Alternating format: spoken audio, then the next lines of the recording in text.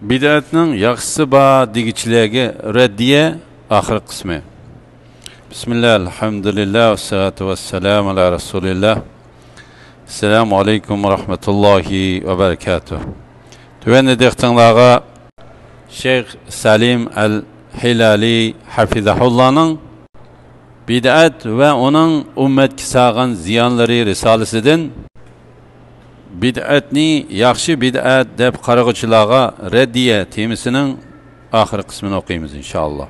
A'udhu billahi minashshaytonirrojim. Bid'atni yaxshi bid'at deb qarag'uvchilarga raddiya.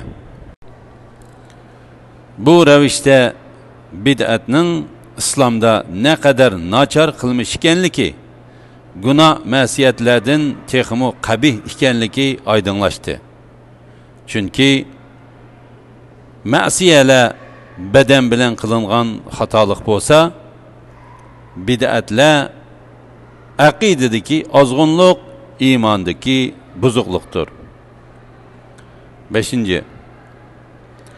Qur'onning to'planishi, mushafga yezilishi va mushafning barliq nusxalarining o'rniga birdek Osman nusxasi qo'llanilganligi. Bid'atlarning yaxshisi bor deydiganlar Qur'onning to'planishining, mushafga yezilishining va Osman radhiyallohu anhu tarafidan birlikka keltirilishining sahaba va tabiinlar tarafidan dinda paydo qilingan bir bid'at ekanligini da'vo qilishdi. Yuqorida qayd qilinganlar ularning nazarida bid'atlarning yaxshisi borligiga doir dalillardir. Ularning bu so'zlariga raddiya berib, bu da'volarining botil ekanligini oydinlashtirishdan ilgari ular botil tushunchalarga dalil sifatida tilga olgan bu xususlarni kuchlik misollar va sahih dalillar bilan texmi keng doirada bayon qilib o'tish zarur bo'ldi. Rasululloh sallallohu alayhi va sallamning sahobalari radhiyallohu anhumlar Qur'onni to'plash to'g'risida ijmoga kelgan. Zayd ibn Sabit radhiyallohu anhu shunday deydi: Abu Bakr bana Yamama urushida qorilarning ko'plab o'ldirilganlik xabarini avatdi. Umar ibn Xattob mu uning yanida bor edi. Abu Bakr bana Umar mening yanimga kelib, Yamama kuni musulmonlar ko'plab qirilib ketdi. Qur'onni to'plab olmaydigan bo'lsanglar, jangahlarda qorilarning ko'plab qirilib ketishi bilan Qur'onning ko'p qismining unutilib ketishidan ansirayman. Shunga Qur'onni to'plab qo'yishinglar kerak deb o'ylayman, dedi. Men Umarga Rasululloh sallallohu alayhi va sallam qilmagan ishni qilsam qandoq bo'ladi desam, Umar Alloh bilan qasamki bu yaxshi ishdir, dedi. U bu haqda davomli ig'iz ichib ta'kidlaydi. Oxiri Alloh subhanahu va taolo mening ko'nglimni bu haqda qanoat topqizdi. Menmi Umarning bu qarshini to'g'ri topdim, dedi. Zayd ibn Sabit radhiyallohu anhu mundaq deydi: Abu Bakr menga sen texiyash aqlli odam, biz sana ishonamiz. Sen Rasululloh sallallohu alayhi va sallamga vahiy yezib beretdin. Shunga Qur'onni izlab to'plag'in, dedi. Alloh bilan qasamki, tog'lardan birasini yutkash vazifasi topshirilgan bo'lsa, bu menga nisbatan Qur'on to'plash ishidan yengil to'xtagan bo'ladi. Men Rasululloh sallallohu alayhi va sallam qilmagan ishni qilsanglar qandoq bo'ladi desam, Abu Bakr Alloh bilan qasamki bu yaxshi ish, dedi. Uning bilan bir oz munozirlashdim. Oxiri Alloh subhanahu va taolo mening ko'nglimni Abu Bakr bilan Umarning ko'nglini qanoat topqizgandek qanoat topqizdi. Shuning bilan men bu ishga tutish qilib Qur'on oyatlarini xorma qo'zoqlarga, terilarga, yapılaq taşlarga yezib qoldirilgan qo'l yozmalardan va yodlagan kishilarning og'izlaridan to'plashga başladim. Tavba surasining oxiridagi 2 oyatni Abu Huzayma Ansoridan boshqa hech kimdan topolmadim. Bu 2 oyat bo'lsa tarjima ma'nosi: ey insonlar, shubhisizki sizlarga o'z oranglardan bir payg'ambar keldi. Sizlarning kulpat chekishinglar uningga ig'ir tuyuldi. U sizlarga herisdir, mu'minlarga amroqdir, nihoyatda ko'yimchandir degan oyatlar edi. Toplangan qo'l yozmalar Abu Bakrning yanida saqlandi. U vafot bo'lgandan keyin Umarning qishida, Umarning vafotidan keyin qizi Hafsaning qishida saqlandi. Sahihul Buxoriy 4986 hadis. Anas ibn Malik radhiyallohu anhudan rivoyat qilindiki, Armeniya bilan Ozarbayjonni fath qilish uchun Sham va Iroq ahli bilan birga urush qilgan Hudayfa radhiyallohu anhu Madinaga qaytib kelib, Osman radhiyallohu anhuning yeniga kirdi. Sham va Iroqlarning Qur'on tilovatidagi farq Hudayfani cho'chitib o'tgan edi. U Osmonga: ey mu'minlarning amri, bu ummatni Qur'on o'qishda Yahudi Nasaralarning Tavrat, Injil o'qishda ixtiloflashganidek ixtiloflashishidan burun qutqizib olgan dedi. Osman Hafsaga: qo'lingdagi Qur'on qo'l yozmalarini bizga avatib bersang, biz uningdan bir qancha nusxa ko'chirib olib qaytirib bersak deb odam avatgan edi. Hafsa qo'l yozmalarni Osmonga avatib berdi. Osman radhiyallohu anhu Zayd ibn Sabit, Abdullah ibn Zubayr, Said ibn As va Abdurrahman ibn Haris ibn Hishamlarni bu qo'l yozmadagi oyatlarni ko'chirishga buyurdi va ularga: agar Qur'onni radlashda Zayd ibn Sabit bilan ixtiloflashib qolsanglar, uni Quraysh shivisi bo'yicha yozinglar. Chunki Qur'on Quraysh shivisi bo'yicha nazil bo'lgan dedi. Ular Osmonning degandek qildi. Oyatlar radlanib ko'chirilib bo'lgandan keyin Osman radhiyallohu anhu asli qo'l yozmani Hafsaga qaytirib berdi. Ondan har qaysi yurtlarga yangi ko'chirilgan Qur'on nusxasini avatib, uningdan boshqa barliq nusxalarni ko'ydirib etishga buyurdi. Sahihul Buxoriy 4987 4988. Ey insofli birodarim, Allah sizni hidoyat qilg'ay. Yuqorqi qurlar to'g'risida tafakkur yurgizginingizda tövendiki xususlarning oydinlashganligini bayqaysiz. Birinci, sahabeler qilgan bu ishning shariatning asoslari va dalillaridan har qanday biriga zid bo'lmasdan shar'iy maqsadlarga uyg'un ekanligi. Abu Bakr Siddiq radhiyallohu anhu, Umar Faruq radhiyallohu anhuga va Zayd ibn Sabit radhiyallohu anhu Abu Bakr radhiyallohu anhuga aytgan: Rasululloh sallallohu alayhi vasallam qilmagan ishni biz qilsak qandoq bo'ladi degan so'zda bu ishning shariatga zid ekanligiga qarata hech qanday dalil yo'qdir. Rasululloh sallallohu alayhi vasallamning davrida Qur'onning to'planmaganligi ba'zi hukm va tilovatlarni mansux qiladigan oyatlarni kutganlikdan edi. Chunki u chaqda vahiy davomli nazil bo'lib turayotgan edi. Ulug' Alloh subhanahu va taolo xolig'ini o'zgartib, xohlagan hukmni nazil qilmoqda edi. Agar Qur'on vahiy nazil bo'layotgan shu mezgilda bir mushaf holatida to'plangan bo'lsa edi, har qitim yangi oyat nazil bo'lganda o'zgartish tasga to'xtaydi.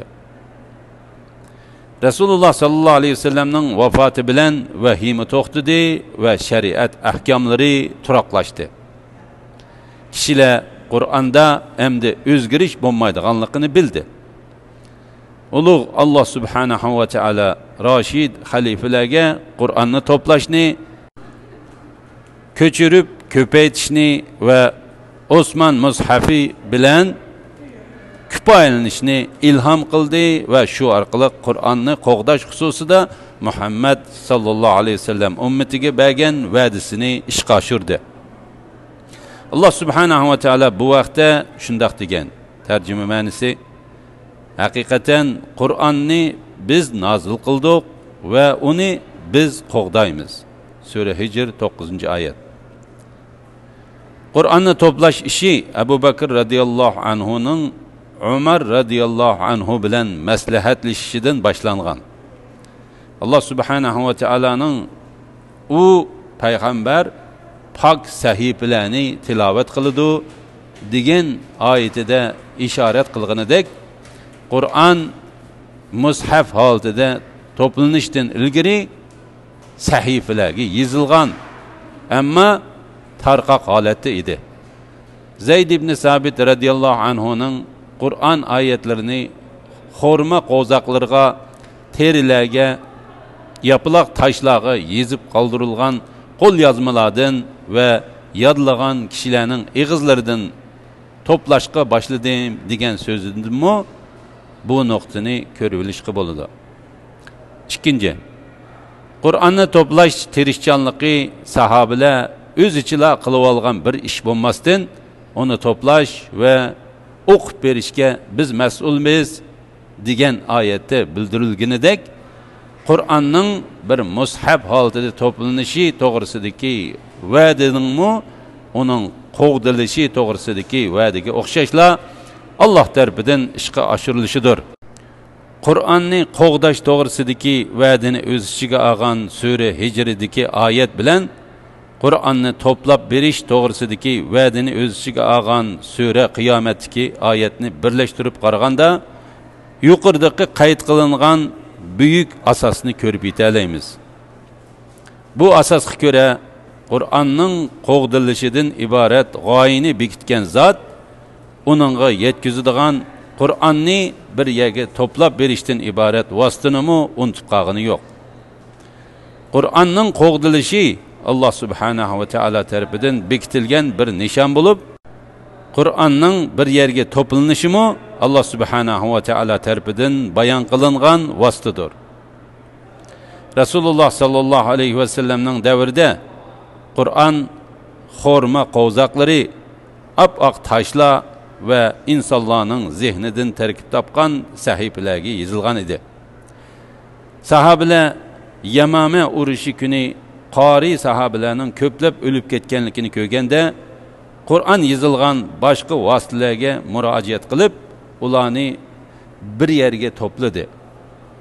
Bu Alloh subhanahu va taolo tarafidan Qur'onning bir yerga to'planib qo'g'dilishidan iborat va'dining ishga oshirilishiga aloqador bir ish edi.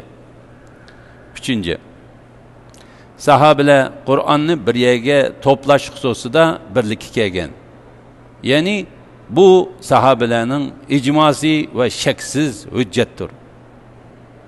Bundaq bo'lmasligi ham mumkin emas.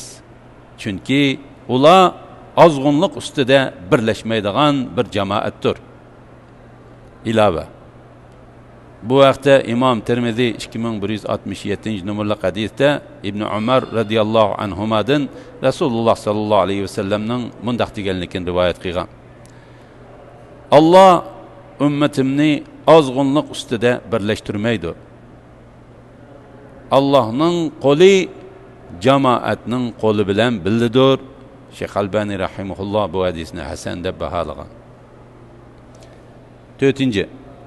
Sahobalarning Qur'onni qo'g'dash uchun qo'llangan tadbiri zaruriyatdir. Yoki musulmonlarning Qur'on haqida ixtilofga tushishidan iborat bir ziyonni dab'i qilishning taqozzosidir. Birinchisi, vojibning ishga oshirilishi uchun mutlaq ravishda zarur bo'lgan narsami vojibdir degan qoidaning taqozzosidir. Ikkinchisi, ziyonning oldini olish bobidandir. Bu Qur'on va sunnatdan yakunlangan qoidalardir. Beshinchisi, bular Qur'on sunnatdagi dalillar orqali sabit bo'lgan narsalarga yetkazadigan vositalardan iboratdir. Oltinchisi, Qur'onni to'plash, ko'paytirish, Osman mushafi bilan kifoyalanish, murtadlarga qarshi urush qilish, ahli kitobning Arab yerim oroldan chiqarilib etilishi, Abu Bakr radhiyallohu anhuning Umar radhiyallohu anhuni xalifa qilib ko'zitishi, Umar radhiyallohu anhuning o'zidan keyingi ishlarni shura, ya'ni islomiy kengashlikka topshirishi qatorliq barliq islom ummatiga aloqadordir. Yuqorilarni e'tirof qilgandan keyin bid'atlarning sahobalarning tutgan yo'liga zid ekanligi ma'lum bo'ldi. Chunki bid'atlar shariatning emas, bid'atchilarning muddaosiga uyg'undir. Bid'atlar vosita sifatida emas, Allohning roziligi ko'zlanishi kerak bo'lgan ibodat sifatida qilingancha, bu shariatni kam ziyoda qilishga yo'l ochmoqda. Bid'at bo'lgan ishlar ummatning hammani emas, faqat o'z manfaati va havoyi havaslarini ishga oshirish ko'yida yuradiganlarga aloqadordir. Asrlar bo'yi davomlashib kelgan bid'atchilik ahvollari to'g'risida izlanganlar bu reallikni ochiq ko'rib yetalaydi. Ey sunnatga ergashuvchi inson, bu ravishda bid'atlarda sahobalarning ishlarini o'rnak qildik deb turib olishning bid'atchilarning foydasiga bir hujjat bo'lmayli qolmasdan, ularning ayiblarini texmi gavdlantirib berganligini ko'rib olasizsiz. Alhamdulillah, yuqorida Shayx Salim al-Hilali hafizahullohning bid'at va uning ummatga solgan ziyonlari risolasidan bid'atning yaxshisi va degichilarga raddiya temasining oxirini angladinglar. Kelar qitimda 6-bob bid'atlarni bilish zaruriyati temasini o'qiymiz inshaalloh. Va sallallohu ala Muhammad va ala alihi va sahbihi va sallam. Assalomu alaykum va rahmatullohi va barakatuh.